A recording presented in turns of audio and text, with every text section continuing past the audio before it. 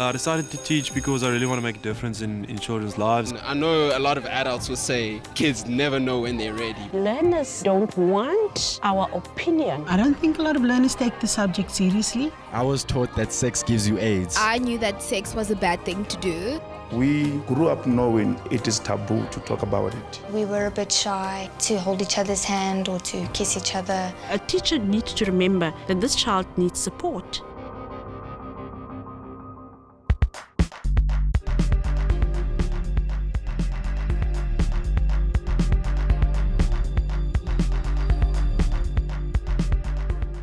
Most cultures on Earth recognize the importance of rites of passage or coming of age as the process of graduating from childhood into adulthood. There are many traditions which prepare adolescents for living in the world, teaching them how to become responsible men and women. Today on Breaking the Silence, we commemorate young adults' entry into adulthood and the rituals which honor this time in their lives. At this time in a young person's life, imparting the correct knowledge to them is of paramount importance as it gives them a solid foundation for making empowered decisions about their sexuality and relationships. Mbuyiselo Botha, a gender activist, is our expert today. He'll be seated backstage with our panel of educators, watching the learners' discussion unfold. My name is Miss Mtetwa. I teach in Raymond Mhlaba Secondary School, grade 8 and 9 LO. I love teaching because when I am in the class, I feel like I'm in my zone. My name is Edward Mkuna. I'm teaching at PJ Similan Secondary School in Dobsonville. I regard teaching as my call. Hi, my name is Precious Mohlari. I'm a life orientation teacher at Tulani Secondary School. Learners fascinate me, and the difference that we make after teaching them is very close to my heart. Today, our panel of learners are Nico, Angelique, Lou Wade, Sherose, Kamogelo, Koketso.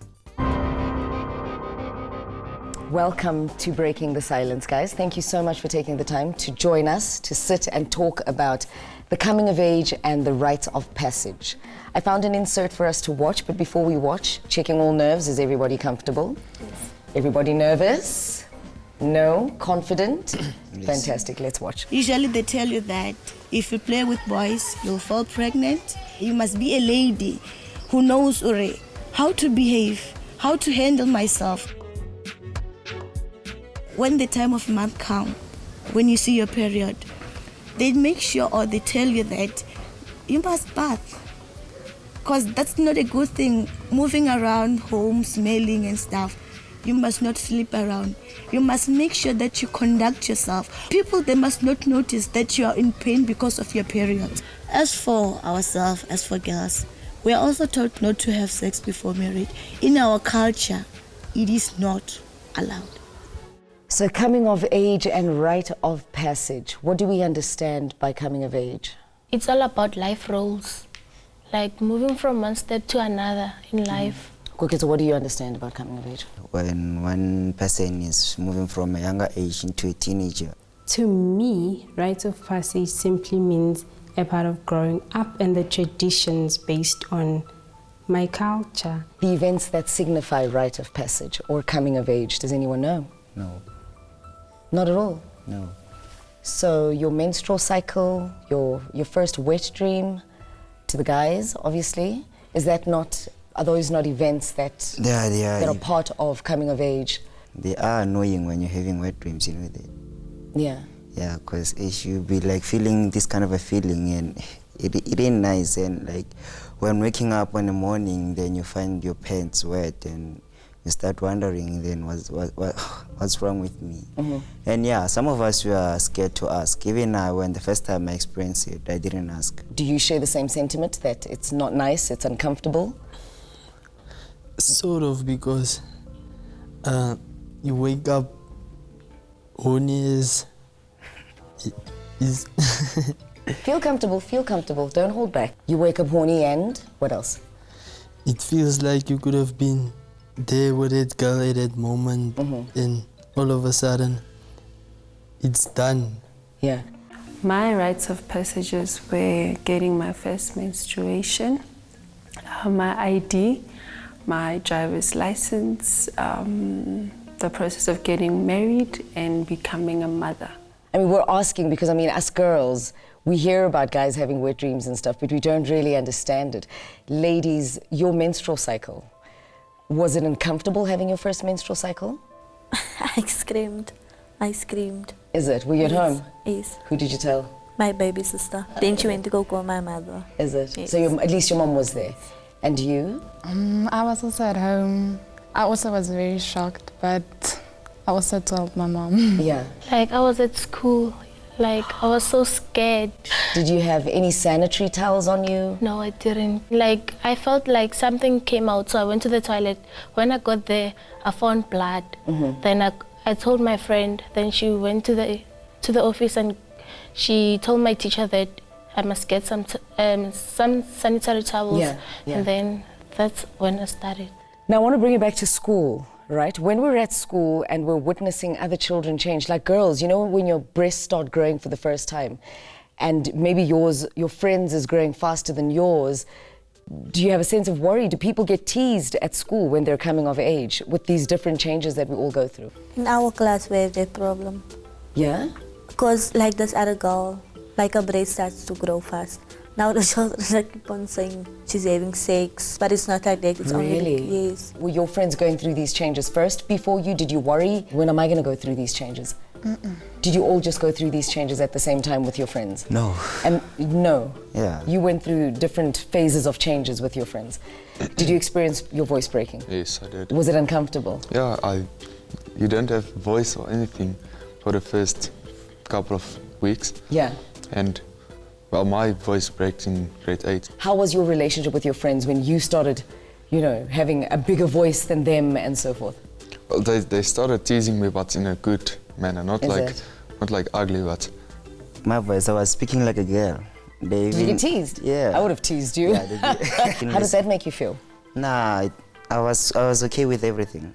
Yeah, so I just said, my time is coming. Yeah. Yeah, but they kept on teasing me, like, you know, you should go and sing on the first choir, like first part in a choir. It's like, okay, guys, my turn is coming, so I'm not rushing for anything. Yeah. What are the emotional changes that you guys have gone through since your first menstrual cycle? Some days you feel emotional, and one moment you feel emotional, and the next moment you feel you're fine. Sherazeh, what do you think these changes teach us and prepare us for? To experience stuff, not like the wrong stuff. To know What kind of what's stuff? right. Like sex and that stuff. So there's this misconception that when you get your first either wet dream or you start your period, you're now an adult.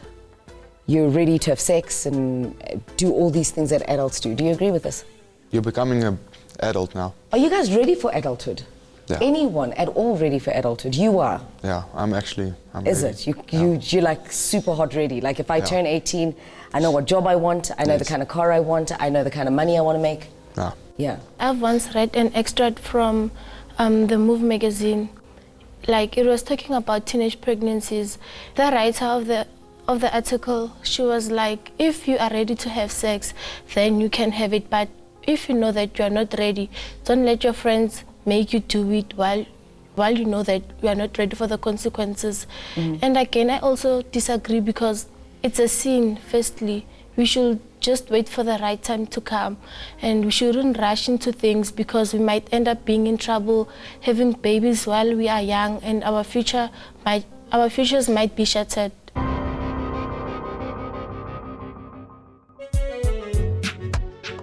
Ndi tshifhinga tshe makhulu wangai vha vha khou ḓipfa uri vha na tshelede yo ntsha uri ndi yo takala na vhaṅwe vhatukana, ndi yo gudisiwa mikhwa na vhaṅwe vhatukana uri ndi kone u aluwa ndi muthu wa muṱhannga o vhibvaho. Nṋe ha maḓala ndo guda mikhwa na ṱhonifho. Nṋe ndo guda uri muthu ha tei u amba na vhathu vhahulwane o ima. Muthu ha ambi na vhathu vhahulwane o ambara muṅwadzi, na uri muthu a tshi dzhena nḓuni ha tei u dzhena nḓuni o ambara muṅwadzi. Ha tei u lidza dzikhombole nga ngomu nḓuni. Musi u tshi amba na muthu, u amba na muthu zwavhuḓi. hezwo zwithu u thoma wa aluwa tshifhinga tshi vha tshi zwithu swika uri muthu a ite zwa vhudzekani hu vha hu uri u gudisiwa milayo ya uri musi u tshi yo vhinga not uri zwo ralo u tshi khou bva hangei murunduni u vhuye u lale na musidzana a si heyo nḓila. Nṋe zwe nda guda ha maḓalai ndi zwa uri mufumakadzi ndo no mala ndi ḓo mu fara nga nḓila yavhuḓi yo mu ṱhonifha yo sa munyadza. So I want to take us back to what we just watched now in the insert. We all have different cultures, right, and traditions. Do you relate at all to what's being said about initiation and so forth? In our tradition, it is right. Respect also to take off your hat and to greet elderly people, but we don't go to schools and stuff. So you guys don't go to initiation school. For you, it's the Western way. As an alternative, we discuss medical male circumcisions rather than traditional initiation schools. You need to be very sensitive when you approach it, because some of the learners they have gone to a traditional initiation schools. Have any of you been to an initiation school? No. No? Would you go? It was a Western initiation school. What kind of an initiation school is a Western one? We went to circumcision, so we didn't go to the mountains and all that. Yeah, my dad didn't allow me to go there, because as you can see nowadays, to go to the mountains is very risky. Yeah. I mean, a lot of people dies there, so he didn't want to risk it. When somebody dies there, what they told me is that that person doesn't come home. Yeah, you will just see by his package of bags and everything. They drop it by the gate, and you must just understand that your child passed on. So it's very sad. During the time when I was a teenager, in my culture, they take you to an initiation school. Due to the fact surrounding initiations, traditional initiation schools, where many of the young people are dying, and in other instances they are abused, that brought a negative perspective concerning traditional initiation schools. I was circumcised at a clinic, so that's why I didn't, when I was still young, that's why I didn't go to the initiation school. It is important to get circumcised so that you can't catch up STIs and HIV, something like that, easily. And your educators and teachers at school, do they talk to you about coming of age and rites of passage? I think they expect us to know it already because we were taught at home. I think all the people at school must start talking about it, because they expect your mother or father at home are talking about it, but they don't. Do you have these conversations with your LO teachers at school? No, not really. Wow. Does that concern you? Don't believe that. Does that make you worry? Yes. Learners, they don't feel like they are taught in school the necessities. I feel bad. It's like we haven't done justice, really, to the learners. What information do you think you need from your educators? Sometimes they might not teach us about sex, and then you come to school being pregnant, and then they start talking about you, which is a wrong thing, because they are our teachers. They should try by all means to tell us the wrongs and the rights about how we should live our lives. There's some truth to what these learners are saying. And I'll keep on stressing this because how we teach them. You know, others just go to class and just push content. Some teachers do at my school, like our geography teacher. He always tells us about the birth rates and the death rates of our country. I also didn't know about contraceptions, but he told us about them, and now I have more knowledge about them. The challenges are the lack of support from parents. When you talk about parent support, you mean parents trying to teach that at home. So when you, as a teacher, come to talk about this, you are just supplementing whatever the parents have already done. Because at home you don't like, at the time you feel uncomfortable asking questions like, what is contraception? What happens when you sex or something? So you try to talk to the ELO teacher. Why do you think it's more uncomfortable to talk about such at home and easier to talk about it at school? Well, at home you are respecting your parents. and some of the stuff you're just afraid to take them out to them. So yeah, it's easy to talk to someone who's not a member of a family. Do you all agree? Yes. You don't? Me and my mother has a very close relationship, so I find it best to talk to my mother. She's the person I go to first if I want to talk. Do you guys talk about our differences in culture, our differences in practices, so that when we walk out of school, we have a sense of respect for everyone else that is different from us? I would like to know the different traditions. And this is not taught at school? Yes. Our schools are multicultural and multilingual. It is therefore not going to be easy for any teacher to teach about different cultures, initiations. Okay, we're going to call in your educators now. Your educators have been watching from another room and they've been listening to what you're saying. And please feel free to talk to them about your concerns, about the fact that you're not taught about cultural differences where coming of age is concerned and what impact it has on your life. Under the watchful eye of our expert Ndatembuiselo, we have invited our educators on set and we are going to get into a discussion about what you witnessed me talking to your learners about. There are gaps here. You saw for yourselves, right? That they're not taught about the traditional and cultural differences with regards to coming of age at school. The differences in culture is not addressed. And this is coming from the learners. Where do we bridge that gap? Life orientation is only 2 periods per week. And that is not enough time for teachers to teach all these things. Is this what you guys experience at school? Your life orientation classes are 2 periods a week? Those periods are only 30 minutes. So they're just trying to summarize everything in order to catch up the syllabus. So they don't have enough time. So yeah, they're not teaching, they're just summarizing. What are the dynamics in a classroom when teaching this sort of information and delivering this sort of information to a room full of males and females? For the boys, when they're at that age, when they hear menstruation, they want to make a joke about it. So the learners need to understand. They need to be put to a certain standard where they say, when a girl is in her period, there's nothing to laugh about, right? Well, however information is presented, they must both respect it. Let me ask you, the learners, what the dynamics are for you in class. Are you comfortable being taught all this information with both male and female in a class? It is fine being together in a class, interacting with a teacher, ask questions.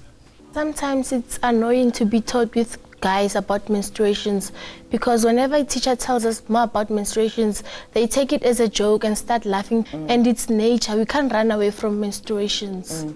Boys, do you feel comfortable opening up to female teachers about your wet dreams, masturbation, those steps of coming of age and other issues? No. Not? What gives you that sense of comfort discussing it with a male teacher if you're male? I don't know. I wouldn't do it. I'll rather go to a male teacher because I feel much comfortable. I won't talk to a female teacher. I'll ask the girls the same question. Do you feel comfortable if you have an allo teacher who's male and you want to talk to them about your menstrual cycle and your boobs growing and your different emotional changes as you're going through your coming of age processes? No, I think for females and males, it's better to, and we feel more comfortable to talk to like our sex. Well, I think, and this is part of our observations, that a lot of teachings must actually happen at home so that there is no disjuncture between what the teachers are faced with. What happens more often than not is that the children come to a class and they have not been prepared about coming of age, about menstruation, about wet dreams. Now, part of why, the dynamics you're asking, why they laugh, it's because it becomes a cultural shock. Precious, I want to come to you and find out, touch on what Ndatembuiselo was saying, that parents are not doing what needs to be done at home. As parents, you need to be involved in the rites of passage is a very sensitive topic, and the children need to hear it from you at home. Tell the child what is expected or what is going to happen when this happens. Life orientation is a very sensitive subject. You can't just impose your values to learners. I would say that we know that we don't come from similar backgrounds. Some of us, we only see our parents during weekends because they leave at home early and come back late. Our teachers should try and understand that we don't get the time or the chance to express our feelings to our parents. We only get the chance to express our feelings to them, and they shouldn't take us as if we know nothing, or maybe our parents, they are not taking the part of talking to us about these things. Like, I would say that they should try and make us feel more comfortable. Yeah. How do you expect them to make you feel more comfortable? How can an educator make you feel more comfortable? What are the ways? Like, by telling us about the shocks and the things that we should know about this topic. I'd like to say to educators, we need to listen. You know, especially as life orientation teachers, if we listen, we're able to reflect, you know, and we need transparency so that we can be able to deliver and so that we help these learners grow to be very responsible and mature people. Life orientation is treated like it's not a subject. And as a result of that, everybody look at it that way. I think it has to change. Guys, do you have any final thoughts? I think children in school, in ALO, have to be more mature about what's happening in class. And it's going to make everything much easier for the teachers to explain the stuff, and the class is going to go faster. I agree with you completely. Maturity sometimes does make a lot of things easier. Your final thoughts, do you have any?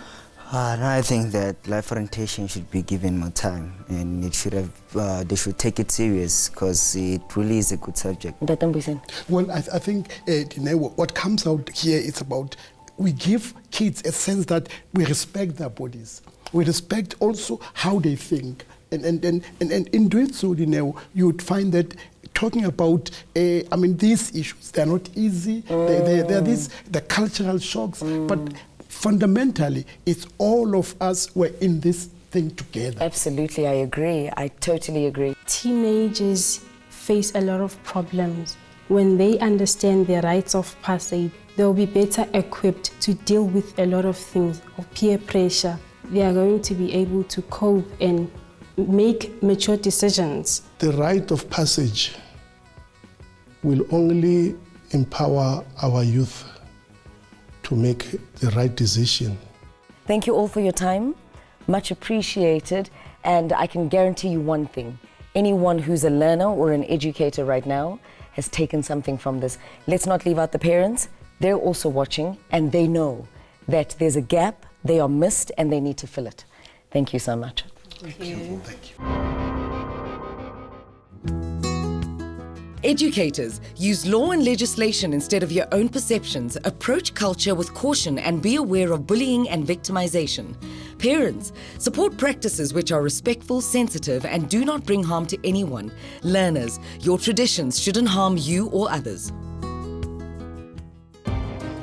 Our youth are on the receiving end of a lot. Instructions from parents and educators and pressure from peers. Now, giving them opportunities to have agency over their own lives gives them a chance to prove their responsibility to us. Celebrating rites of passage is the foundation young people need for learning about responsible adulthood and respect for each other. School prepares our learners for life, and by encouraging them to celebrate their rite of passage, they will certainly benefit.